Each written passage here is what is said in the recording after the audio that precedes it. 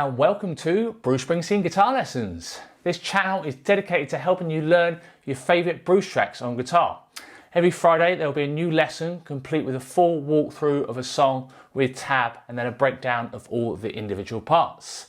If you're new here, please consider subscribing and hitting that bell icon for notifications. Okay, so this week's lesson is Bruce's classic I'm Going Down from Born in the USA. Thanks very much to Sven Schur for the request. Also be sure to follow to the end of the video so I go through parts that aren't necessarily in the walkthrough. For example, that intro acoustic part and how to do some of those kind of lead playing licks that are kind of random throughout the song. So what I'll do now is go through the whole song and you'll see tab appear in the corner, and then I'll go through all the individual parts. So see you in a bit.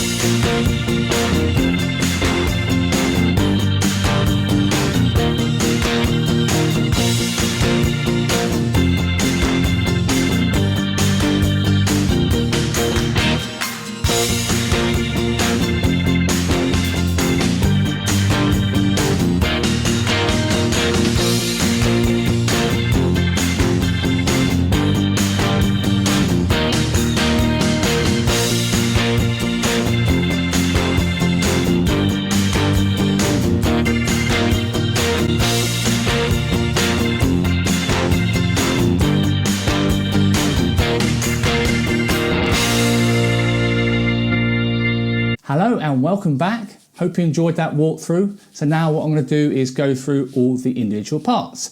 Okay, so this song is in the key of B flat major, so that's capo on the 1st fret.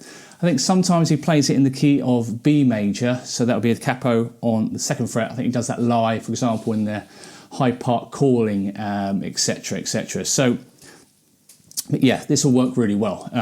Okay, so there's lots of layers in this song, as usual with Bruce stuff. You've got piano, you've got keys, you've got organ, bass, everything. So there's lots of layers in the song, but what I've done is I'm going to simplify it so you can play it on your own or in a band situation, etc. So what I'm going to do is also put the song structure on the screen now. Again, I like to keep the song structures as simple as possible. And what I've done here in terms of the chords, I've kind of put in what your normal chord shapes would be. So what I'm going to do is A major. So you've got A major here, E5, F sharp 5 and D5. So that's my normal way of thinking of these chord shapes, but what's coming out of the amp is slightly different to what you're actually playing, if that makes sense. So instead of A major, it's actually going to be B flat. Instead of E5, it's actually going to be F5, and then this is G5, and then this is E flat 5. Okay, so the chords again, A major, E5, where you only want to play 0, 2, 2, F sharp 5, or G5. So G5 is what's coming out. So that is 3, 5, 5 in terms of frets. I may have put it 2, 4, 4 on the tab, but again, follow it closer, I think you'll know what I mean. And then D5, so that is 0, 2, 3 in terms of frets. Bruce uses this chord shape a lot. It's a really nice, thick kind of rock and roll type chord. Okay, yes, also I've suggested in the second verse, you can kind of play around with more open chords, as in the full chords, not power chords. So instead of E5, you could use E major, or instead of F sharp 5, you could use F sharp minor. I think Bruce plays F sharp minor like this, 4, 4, 2, 2, 2, if that makes sense. Okay, so again, I'll go through the chords as we're going along as well, just to reinforce it. Okay, so what I suggest for this, the main strumming pattern is something like this, where you're going 1 and 2 and 3 and 4 and 1 and 2 and 3 and 4, 1 and 2 and 3 and 4 and 1 and 2 and 3 and 4. It's a common strumming pattern. So what we've got is quavers. So they are half a beat each. Again, if you're stuck with any of these rhythms and things like that, head over to my guitar teaching website, jsmusicschool.co.uk, head over to blog, head over to strumming patterns, and you should find some info there that will help you. So these are quavers predominantly in this section. So what we've got, you're accenting the 1, the and of 2 and the 4. Very common kind of punk rock kind of strumming patterns. So what you've got, the 1, 1 and 2 and 3 and 4 and. So the other notes I'm kind of palm muting with my kind of fleshy part of my hand. So I'll do that again. So 1 and 2 and 3 and 4 and 1 and 2 and 4 and 1 and 2. So you could basically use that for the majority of the song. It's a really classic strumming pattern. Again, you might be doing something slightly different, but this works really well. Okay, so what I've also done in the walkthrough is I've suggested something else that you might want to do instead of that accent pattern. If you're struggling with palm muting or accents, you could use the pattern that we've used in a lot of other Bruce videos, so be sure to check some of them out as well. So that classic down, down, up pattern, if you like playing that pattern, you could do that instead. So, or in a band situation, one person could play the down, down, up, and one person could play the accented pattern. And it might be actually what they're doing, something similar to that when they're playing it live, or etc. So, second verse, again, this is my suggestion. You can play it all the way through or mix it up.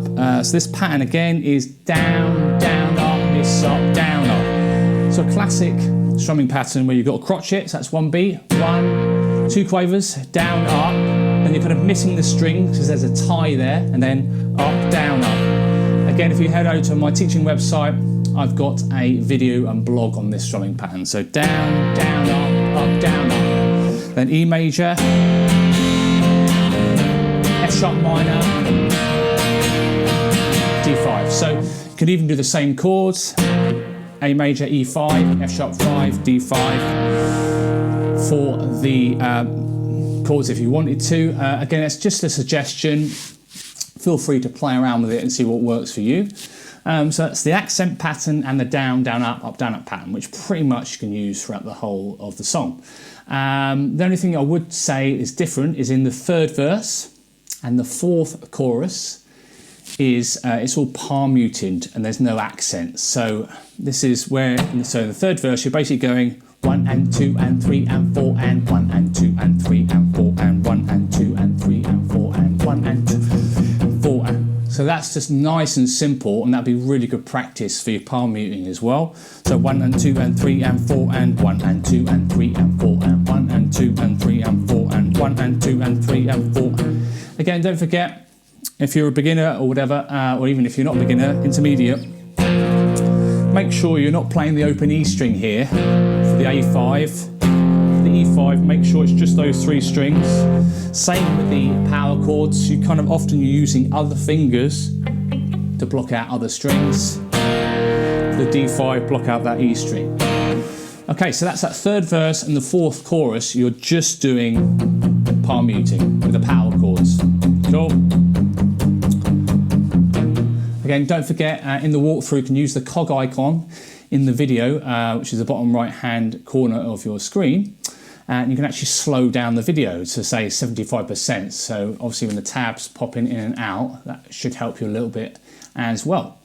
Cool. The only other thing rhythm wise is at the end of the fifth chorus, you actually stop on beat 3, so on the D5. So I'll show you what it means. You got this A major or A5, E5, F sharp 5, then 1 and 2 and 3, 4, and then it goes back into it. So look out for that. So that's the end of the fifth chorus.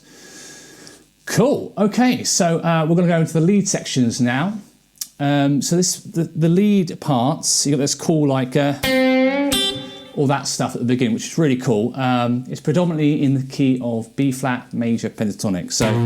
So you've got, again, if you don't know your scales, head over to JS Music School and check out the guitar solos section. I mean, they're all over the internet, they're kind of classic scales. So you've got B flat major pentatonic, so shape 1, that's where the intro solo's done, and then second shape. It's worth practicing all these shapes. Fourth shape, fifth shape. So it's worth kind of practicing, especially your bends. So they've got some tricky bends here, you know, all that stuff. Practicing where all the nice bends are, like I think they do a little bit later in the song that go something like that, and that's all based around the fourth shape. Okay, so yeah, it's just worth knowing how to play your pentatonics and where the bends are, etc. So yeah, again, head over to JS Music School with the guitar solo section. That should help you with that. So for this particular opening riff, what we're going to do, again, I think I've got it fairly close. You kind of do this bend on the 5th fret, technically the 4th fret of the capo, but again, think first shape starting from the 6th fret, which is B flat. So this is the first shape of B flat major pentatonic. So you start from the 5th fret, okay, and then you've got this slow bend, and then kind of staccato choppy note 3rd fret E. Again, I'm just doing the counting here just based on the normal frets. I know it's always a little bit weird with capo. So okay, so you got 1, 2, and then you got 5th fret bend, G string. A little bit weird that bend. So you got 1. Then I need to practice that myself. So you got that bend there. With this weird bend where you kind of bend it up with your 3rd finger and hit that 6th fret with your E on the E string, and then kind of do another bend. So okay, it's quite a challenging bend, that one, but it sounds really cool. Very kind of country, country style, you know, Rolling Stones, bands like that use it all the time. So Okay, so that's the first bit, and then you've got the, I think it's something like this. So you're bending the 8th fret, full tone bend, and hitting the 6th fret, kind of nice staccato, choppy notes. And then you've got, so you can do what you like here really, but I basically suggested bending 10th fret G, then hitting the 11th fret with your E strings there. Kind of, I've suggested something like that in the tab. Again, so you're playing around with bends, and then a pre-bend there. Something like that would work really well. So again, you've got,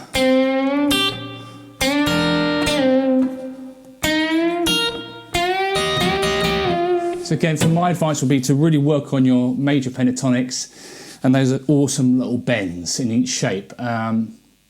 Cool, so that's the opening lead section. Now, what I haven't done in the actual walkthrough is go through that cool little acoustic part that, in fact, I didn't actually notice it was there, kind of realise it was there until I've started working out how to play this song. So you've got this cool,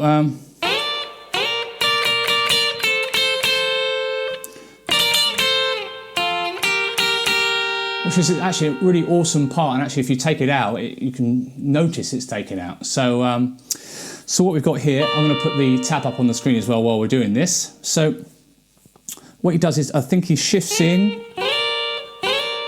Again, I'm just going to, fret-wise, I'm going to talk about the frets, because I've tabbed it out with the capo on, so I'm going to have to talk about the frets. This is the 10th fret, and this is the 9th fret, because of the way the tab works. So, okay, so even though in reality, if you go out the capo, that's the 11th, that's the 10th, I'm going to have to call it 10 and 9, etc. Again, you'll see it pop up on the screen while we do it. So, timing wise, you've got two, you're kind of shifting into the first two bits. So it's 1, 2, and 3, like that. So it's 1, 2, and 3, 4. Okay, and then on the and of 3, you're going to do 3 quavers. So it's 1, 2, and 3, and 4, and. Okay, and then the next bit is triplet crotchets. That's 3 notes in the space of 2 beats, which is this. So fret-wise, you've got 10, 9, and then you've got 9, 7 here. So you've got, and then you've got a minim after that that lasts for 2 beats. So those 2 bars. So.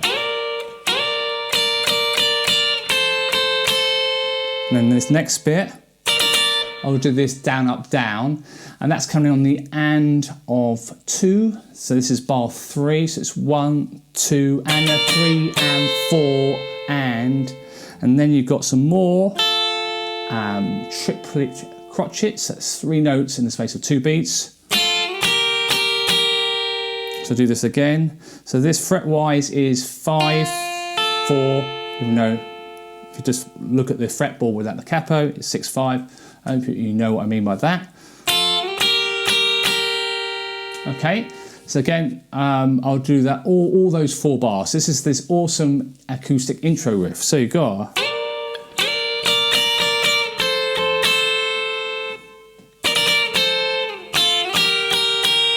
And it's almost kind of Spanish guitar kind of sounding. It sounds really nice. It's all based on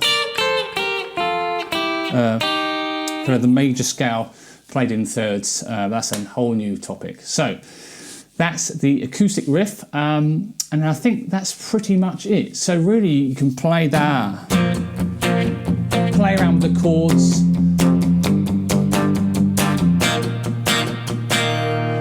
Pretty much got no weird middle 8 sections with the chords going. It's pretty much the same progression all the way through, but you have got that little cool little acousticy bit. You've got the intro riffs, again play around with